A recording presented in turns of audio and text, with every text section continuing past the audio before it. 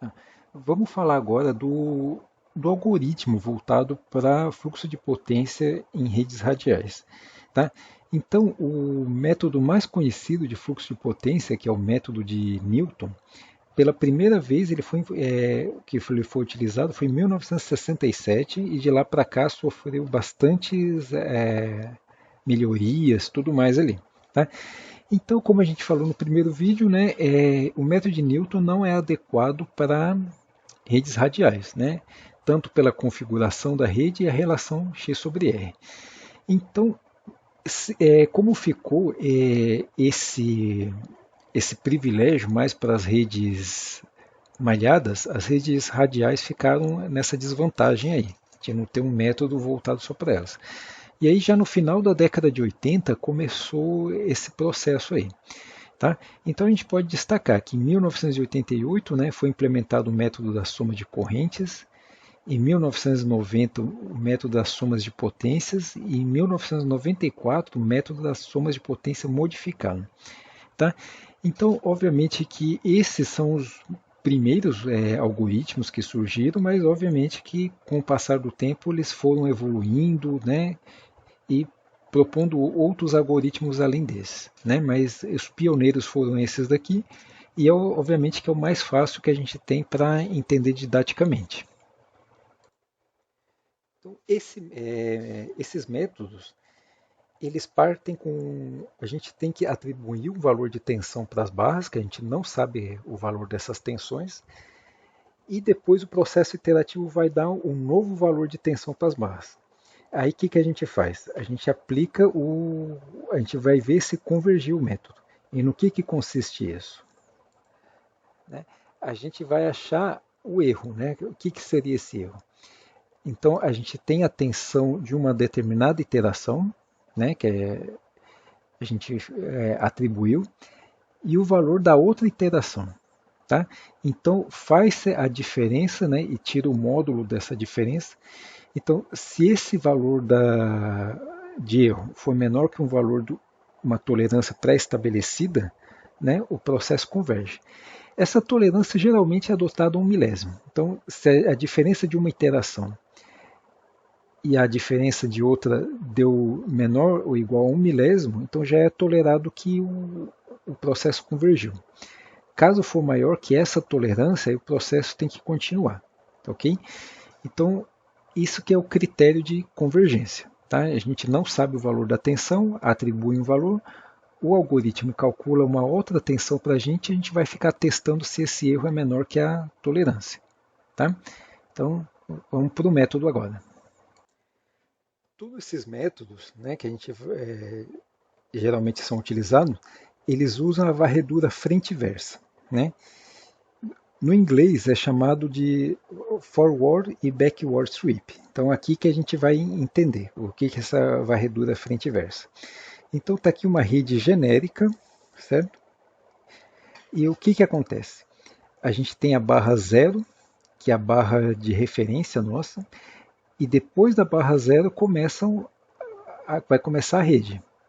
Certo? Então aqui a gente vê que ela vai continuando, depois se ramifica, né? Aqui se ramificou aqui e vai continuando para baixo. Tá? Então, são atribuídas essas camadas aqui. Né? Então, obviamente, essas camadas não existem fisicamente, mas é uma ordenação necessária para o algoritmo. Então, a nossa barra de referência está na barra zero, as barras que vêm em seguida estão na camada 1. As barras que vêm depois dessas barras da camada 1, elas estão na camada 3, e assim sucessivamente. Tá? Então, no que consiste esse método aqui? Então vamos fazer a varredura para frente, ou seja, a gente vai subir, né, aplicando a forward sweep. Então, se for o método da soma de corrente, o que acontece? Cada barra dessa tem uma carga lá, então a gente vai calcular a corrente de carga e a corrente no ramo vai ser a corrente da carga que está sendo consumida. Tá? Então a gente começa na camada mais profunda, aplica isso, então as correntes no ramo seriam as correntes de carga.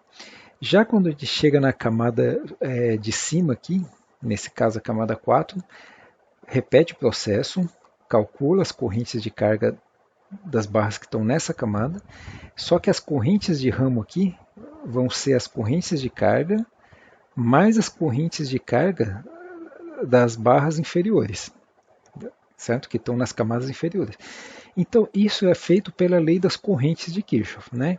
Então, para cada nó que tem aqui, você vai somando as correntes que estão chegando nesse nó, tá? Então, a gente repete esse processo até a camada zero aqui, tá? Então, nessa etapa, a gente atribuiu que todas as tensões são iguais às tensões da barra de referência. Obviamente que isso não é verdade, porque existe queda de tensão, tá? Mas a gente usou para calcular essas correntes aqui.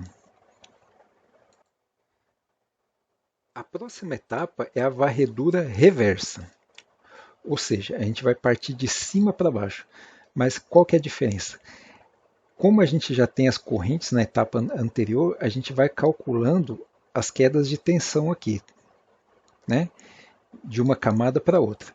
Então a gente utiliza as correntes já que a gente usou na camada anterior, na varredura anterior. Então, por exemplo, ó, a tensão na barra 2 vai ser a tensão na barra 0 mais essa queda de tensão aqui. E aqui, continuando para baixo. Tá? Então, nessa etapa, a gente vai ter uma tensão atualizada para cada barra, né? Porque na etapa anterior a gente atribuiu que todas as tensões são iguais à tensão da barra de referência. Só que agora a gente está levando em consideração a queda de tensão. Agora sim a gente calcula o erro, né? A gente pega a diferença entre a tensão que a gente atribuiu e a tensão nova que a gente foi calculada e calcula esse erro, certo? Então, de posse desse erro, a gente vê se está menor que a nossa tolerância aqui, né? Então, aquela coisa, se todas as barras tiverem um erro menor que a tolerância pré-estabelecida, acabou o processo, certo? Então, as tensões calculadas são as verdadeiras e o processo não precisa ser repetido. Caso contrário, aí a gente vai ter que voltar para a varredura para frente agora. Ou seja, de posse das tensões novas, a gente calcula as correntes de carga novamente e vai somando as correntes, certo? Então, aqui obviamente que as correntes vão ser diferentes, né? E então assim a gente pode repetir essa etapa da varredura reversa, calculando as tensões novas, certo? E aí fica aquela coisa. Então, testa as calcula o erro, se tiver menor que a tolerância, então acabou o processo, senão começa tudo de novo. A gente descreveu esse processo como se a gente estivesse somando correntes aqui, né? Mas também poderíamos estar somando as potências, sem necessidade de calcular as correntes, tá? Então, esse é uma outra forma de se fazer, que obviamente que é a mesma coisa, né? Mas com a soma de potência tem a vantagem de ser um pouquinho melhor no que se refere à memória consumida pelo programa. Tá? Mas os dois algoritmos são eficientes. Né? Na hora de rodar, você nem vai perceber a diferença se foi um, se foi o outro. Tá? Então, vocês podem ler esse material aqui, que pode ficar disponível para vocês. Podem assistir de novo esse vídeo, né, para ver se para tirar outra dúvida, e também podem entrar em contato comigo. Tá? Então, muito obrigado.